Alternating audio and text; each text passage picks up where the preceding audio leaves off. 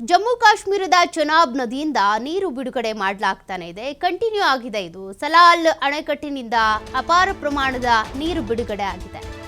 ಅಣೆಕಟ್ಟಿನ 3 ಗೇಟ್ಗಳು ತೆರೆದಿರುವಂತಹ ಸಿಬ್ಬಂದಿ ಮಳೆ ಆಗ್ತಾ ಇರೋದ್ರಿಂದ ನೀರಿನ ಪ್ರಮಾಣ ಹೆಚ್ಚಾಗ್ತಾ ಇರೋದ್ರಿಂದ ಈ ರೀತಿಯಾಗಿ ಎರಡು ಗೇಟ್ಗಳನ್ನು ನಿನ್ನೆ ಓಪನ್ ಮಾಡಿದ್ರು. ಈಗ ಅಣೆಕಟ್ಟಿನ 3 ಗೇಟ್ಗಳು ಕೂಡ ಓಪನ್ ಆಗಿದೆ. ಜಮ್ಮು ಕಾಶ್ಮೀರದ ಬಳಿ ಉತ್ತಮ ಮಳೆ ಆಗ್ತಾ ಇದೆ. ನೀರನ್ನ ರಿಲೀಸ್ ಮಾಡಲಾಗ್ತಾ ಇದೆ. ಡ್ಯಾಮ್ ಭರ್ತಿಯಾದ ಹಿನ್ನೆಲೆಯಲ್ಲಿ ನೀರನ್ನ ಬಿಡುಗಡೆ ಮಾಡಲಾಗ್ತಾ ಇದೆ. ಬಟ್ ಇದರಿಂದಾಗಿ ಅಲ್ಲಿರುವಂತಹ ಕೆಲ ಪ್ರದೇಶಗಳಿಗೆ ಪ್ರವಾಹದ ವಾತಾವರಣ, ಪಾಕಿಸ್ತಾನದ ಕೆಲ ಪ್ರದೇಶಗಳಿಗೆ ಈ ರೀತಿಯಾಗಿ ಪ್ರವಾಹದ ವಾತಾವರಣ ಉಂಟಾಗುತ್ತೆ. ಜಮ್ಮು ಕಾಶ್ಮೀರದ ಚೆನಾಬ್ ನದಿಯಿಂದ ನೀರನ್ನ ಬಿಡುಗಡೆ ಮಾಡ್ತಾ ಇರೋದು. ನಿನ್ನೆ 2 ಡ್ಯಾಮ್ಗಳ 2 ಗೇಟ್ಗಳನ್ನು ಓಪನ್ ಮಾಡಲಾಗಿತ್ತು. ಬಟ್ ಯಥೇಚ್ಛವಾಗಿ ಮಳೆ ಆಗ್ತಾ ಇರೋದ್ರಿಂದ ನೀರನ್ನ ಹಾಗೆ ಸಂಗ್ರಹಣೆ ಮಾಡಿಟ್ಕೊಳ್ಳೋದಕ್ಕಾಗಲ್ಲ. ಹಾಗೆ ಗೇಟ್ ಕ್ಲೋಸ್ ಮಾಡಿದ್ರು ಅಂತ ಅಂದರೆ ಡ್ಯಾಮ್ ತುಂಬಿ ಉಕ್ಕುತ್ತೆ. ಅದರಿಂದಾಗಿ ಹಾನಿ ಆಗೋದು ಜಾಸ್ತಿ. ಹಾಗಾಗಿ ಗೇಟ್ಗಳನ್ನು ಓಪನ್ ಮಾಡಿ ಒಟ್ಟು ಈಗ 3 ಗೇಟ್ಗಳು ಓಪನ್ ಆಗಿದ್ದಾವೆ. ಜಮ್ಮು ಕಾಶ್ಮೀರದ ಬಳಿ ಉತ್ತಮ ಮಳೆ ಆಗ್ತಾ ಇದೆ. ಜಲಾಶಯದ ನೀರಿನ ಪ್ರಮಾಣವೂ ಹೆಚ್ಚಾಗ್ತಾ ಇದೆ. ಹೀಗಾಗಿ 3 ಗೇಟ್ಗಳನ್ನು ಓಪನ್ ಮಾಡಿ ನೀರನ್ನು ಹರಿಬಿಡಲಾಗ್ತಾ ಇದೆ. ಡ್ಯಾಮ್ ಭರ್ತಿಯಾಗಿರೋದ್ರಿಂದ ನೀರು ರಿಲೀಸ್ ಮಾಡಲಾಗಿದೆ. ಜಲಾಶಯದಿಂದ ನೀರು ಧುಮ್ಮಿಕ್ತಾ ಇರುವಂತಹ ದೃಶ್ಯಗಳನ್ನು ನೀವು ಗಮನಿಸ್ತಾ ಇದ್ದೀರಾ. ಒಟ್ಟು 3 ಗೇಟ್ಗಳನ್ನು ಓಪನ್ ಮಾಡಲಾಗಿದೆ. ಕ್ಲೋಸ್ ಮಾಡಿದ್ರೂ ತೊಂದರೆನೇ.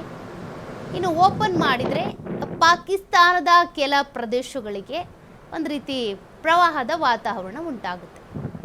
ನೀರನ್ನು ಬಿಡೋದು ಗೊತ್ತು, ನೀರನ್ನು ಬೇರೆ ಕಡೆ ಡೈವರ್ಟ್ ಮಾಡೋದ್ರ ಮೂಲಕ ನೀರಿನ ಹಾಹಾಕಾರವನ್ನು ಪಾಕಿಸ್ತಾನಕ್ಕೆ ಎದುರಾಗೋ ರೀತಿಯಾಗಿ ಮಾಡೋದು ಕೂಡ ಭಾರತಕ್ಕೆ ಗೊತ್ತು.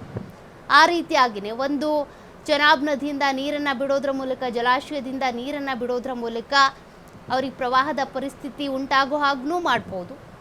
ಸಿಂಧೂ ನದಿ ಒಪ್ಪಂದವನ್ನು ಸ್ಥಗಿತ ಮಾಡೋದ್ರ ಮೂಲಕ ಸಿಂಧೂ ನದಿ ನೀರನ್ನು ಕೊಡದೆ ಪಾಕಿಸ್ತಾನದಲ್ಲಿ ಕುಡಿಯೋ ನೀರಿಗೆ, ಕೃಷಿಗಾಗಿ ಹಾಹಾಕಾರ ಉಂಟಾಗೋ ರೀತಿಯಾಗಿ ಕೂಡ ಮಾಡ್ಬೋದು.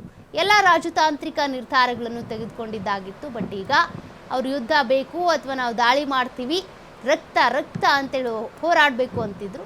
ಸರಿ ಆಯಿತು, ರಕ್ತ ಚಿಮ್ಮಿದ್ದು ಆಯಿತು. ರಕ್ತ ಚರಿತ್ರೆಯನ್ನು ಬರಿತಾನೆ ಇದ್ದಾರೆ. ಇನ್ನು ಆಪರೇಷನ್ ಸಿಂಧೂರ ಆಯಿತು. ಅದಾದ ಬಳಿಕ ಅದರ ಮುಂದುವರಿದ ಭಾಗನೇ ಚಾಪ್ಟರ್ 2 ಅಂತಾನೆ ಹೇಳ್ಬೋದು ನಿನ್ನೆ ನಡೆದಂಥ ದಾಳಿ. ಇಷ್ಟೆಲ್ಲ ಆದರೂ ಕೂಡ ಪಾಕಿಸ್ತಾನ ಬುದ್ಧಿಯಂತೂ ಕಲಿಯೋದಿಲ್ಲ. ಯೋಚಿಸುವಂಥ ಶಕ್ತಿಯೂ ಪಾಕಿಸ್ತಾನಕ್ಕಿಲ್ಲ. ಹೀಗಾಗಿ ಕೆಲವೊಂದಷ್ಟು ಡ್ಯಾಮ್ಗಳಿಂದ ಬಿಡ್ತಾ ಇರುವಂಥ ನೀರಿನಿಂದಾಗಿ ಅಲ್ಲಿ ಪ್ರವಾಹದ ವಾತಾವರಣ ಉಂಟಾಗುತ್ತೆ.